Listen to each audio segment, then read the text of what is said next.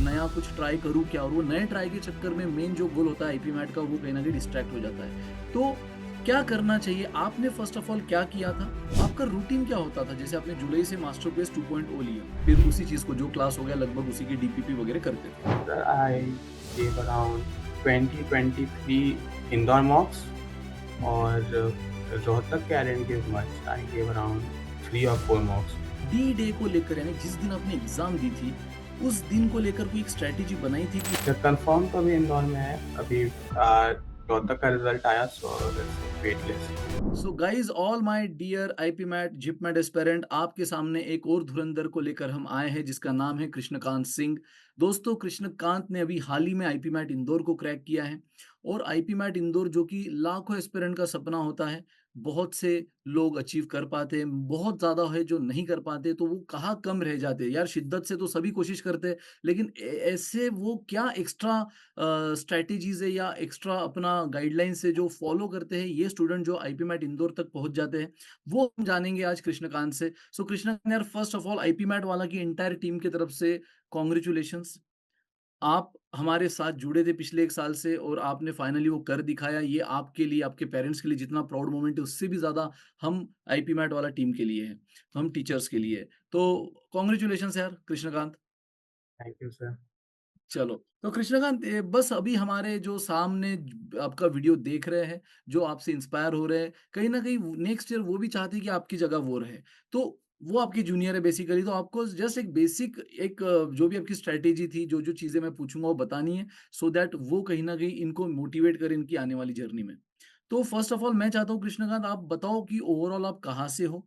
कितना स्कोर आपने लाया? अगर सेक्शनल बता पाओ तो और भी अच्छा। आपका 12th का बैकग्राउंड क्या रहा है? तो पहले एक बेसिक डिटेल आप अपने बारे में दे दीजिए प्लीज़। तो sir I am from Patna, Bihar and I did my schooling from science background and I appeared for IPMAT last year also, but last year I wasn't serious about it. So this year I dedicated this entire year for the IPMAT preparation great. and I scored 175. My sectional scores were 32, 39, and 104.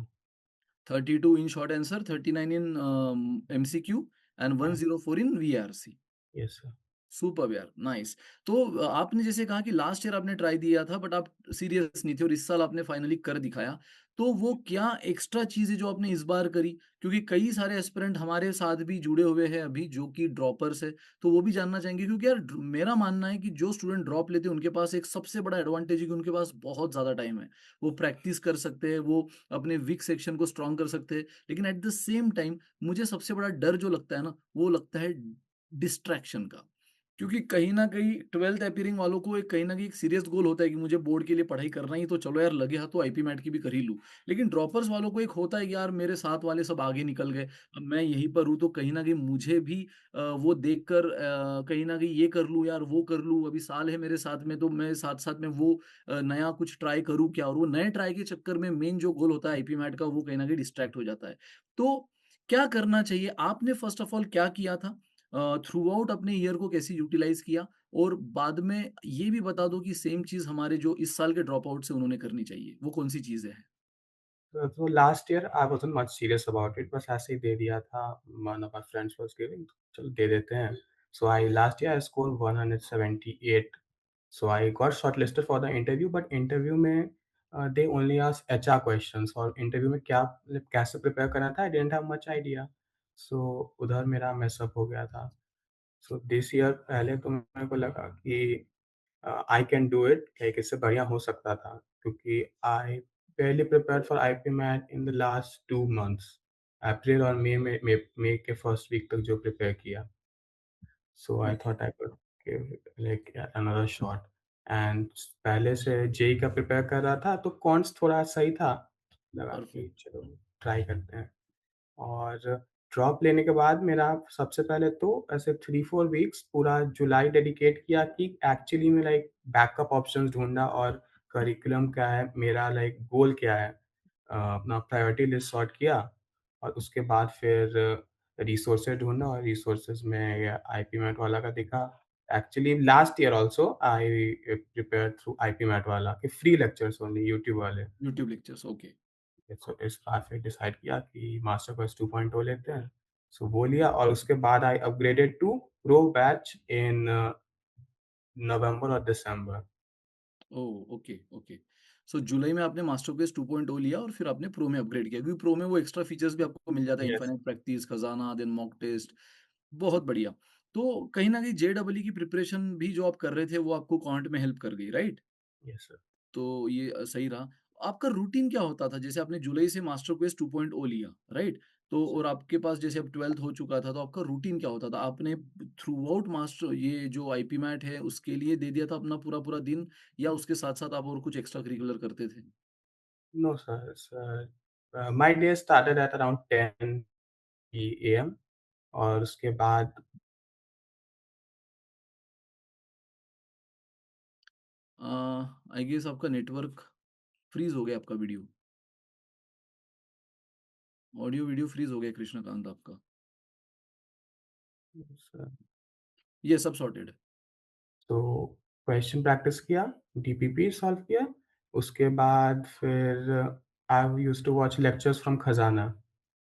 और okay, खज़ाना से videos watch करके फिर उसी का question practice. So I used to practice around 4-5 hours before the live classes सुबह से। फिर 6 to 8 live classes और उसके बाद उसी का एक फिर से ओवरऑल रिविज़न कर लिया और रात को सोने से पहले अराउंड 30-40 क्वेश्चन्स वैसे कोई भी रैंडम सब्जेक्ट ऐसे खाने की, क्वांट्स या फिर बीआरसी बस ऐसे सॉल्व करिए। ओके। Okay, okay, okay.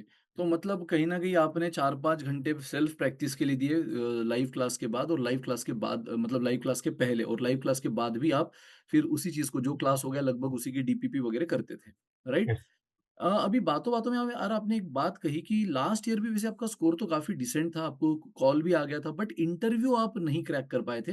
तो या इस बार आपने इंटरव्यू के लिए क्या वो एक्स्ट्रा चीज़ करी जो कहीं न कहीं आपको कॉन्फिडेंस और ये सारी मतलब पार कर गई?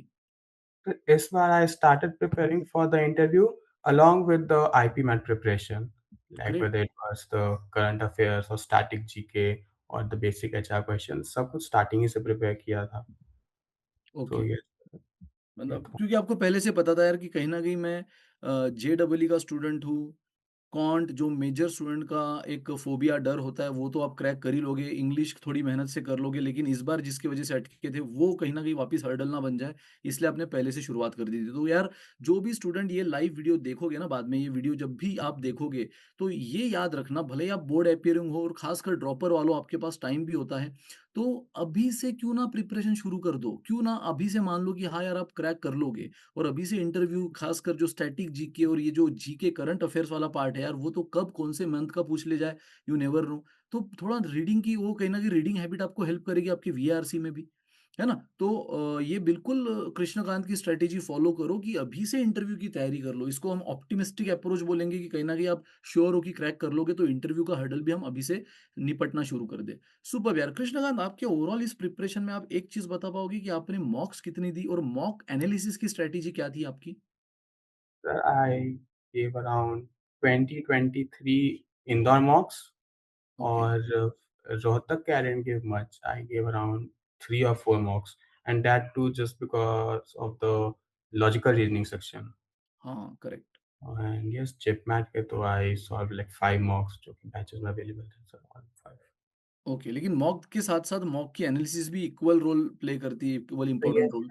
तो यस एनालिसिस कैसे तो करते थे आप? और उसके बाद एनालिसिस के बाद जो भी आपको आउटकम सामने आया, उसके ऊपर कैसे काम करते थे? so I would dedicate an entire day for the mocks and the analysis it like mocks का analysis।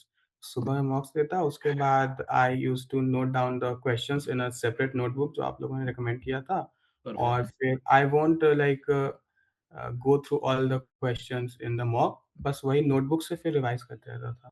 सुपर्ब! यार देखो नोटबुक की बात जब हम बोलते हैं ना उसको लाइटली मत लो, ये बहुत हेल्प करती है। I guess Krishnakant and moment revision, mock analysis के वक़्त ये बहुत हेल्प करी होगी, है ना? जैसे कृष्णकांत ने कहा भी है।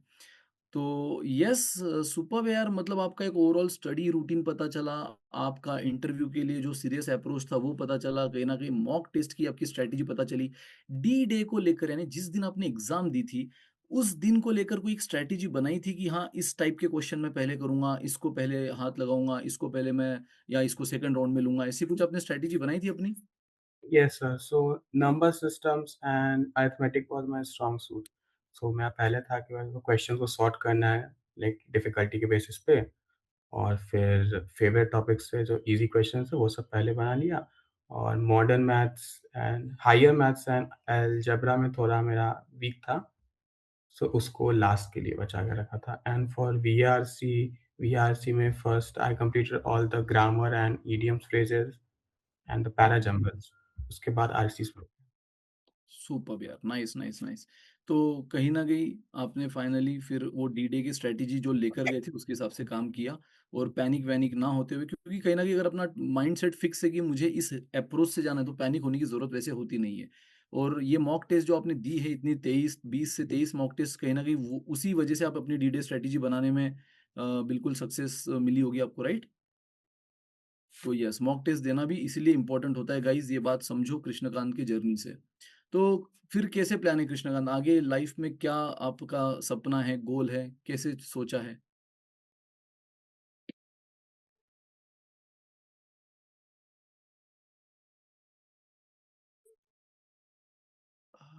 Audible Krishnakant? Yes sir. Yes, yes. तो आगे फ्यूचर में क्या गोल है आपका? एक कोई सपना देख रखा है आगे कि ये अचीव करना है सर? आईपी मैट तो क्रैक हो गया, अब मैं आईपीएम में एडमिशन भी ले रहा हूँ। वैसे आपको इंदौर का तो सिलेक्शन आपका कन्फर्म हो गया है? आगे रोहतक और जिपमेट के लिए भी वेट कर रहे हो या अभी कन्फर्म हो गया इंदौर में? या कन्फर्म तो अभी इंदौर में है, अभी रोहतक का रिज़ल्ट आया, so it's on wait list. Okay, ठीक है। बट वैसे भी अगर इंदौर आपको मिल गया तो आई डोंट थिंक कि आप अब अदर ऑप्शन सोचोगे। तो कहीं न कहीं ये आप अगर कंटिन्यू करते हो तो आगे क्या सपना देख रखा है? अपने कहाँ जाना मतलब एक फ्यूचर आप कहाँ देखते हो अपना? किस इंडस्ट्री में देखते हो, कहाँ देखते हो? कुछ सोचा है इसके बारे में? मेरा तो सर गोल है एंटरप्रेन्योरशिप में परस्यू करने का। Sir superb! Sir so hospitality and tourism department में ऐसा कुछ कॉन्क्रीट गोल नहीं है, बट यस ओके, ओके। उस डिपार्टमेंट को लेकर कहीं न कहीं आप एंटरप्रेन्योरशिप सोच रहे हो, hospitality and tourism. Sir. Nice, nice और हॉबीज़ क्या है आपकी? हॉबी मतलब painting and I also did little swimming. Swimming तो अभी सीखा था, तो अभी स्विमिंग चल रहा है सर, क्लास एग्ज़ाम्स खत्म हो गए तो। अच्छा, नहीं, नहीं यार स्विमिंग तो मतलब हॉबी के साथ-साथ अभी एक बेसिक रिक्वायरमेंट भी हो गया है। एक बेसिक नेसेसिटी हो गई। बहुत अच्छी बात है, करो। जो नहीं करते हो गाइज़ आप भी करो, कहीं न कहीं फ़िटनेस के लिए भी हेल्प तो स्विमिंग, पेंटिंग ये आपकी हॉबीज़ है। बहुत बढ़िया यार। तो और बाकी पेरेंट्स एकदम खुश है अभी? Yes sir. चलो नाइस यार।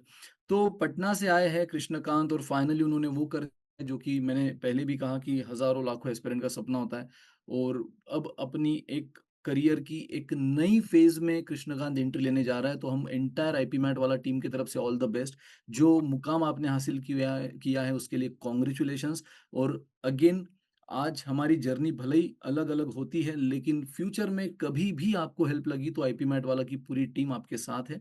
ठीक है? तो गाइडेंस के लिए, मेंटरशिप के लिए हम हमेशा आपके साथ हैं। All the best, do well अपनी इसी जर्नी को और ब्राइट बनाते चलो एंड वन्स अगेन आपको और आपके फैमिली को congratulations. Thank you sir, thank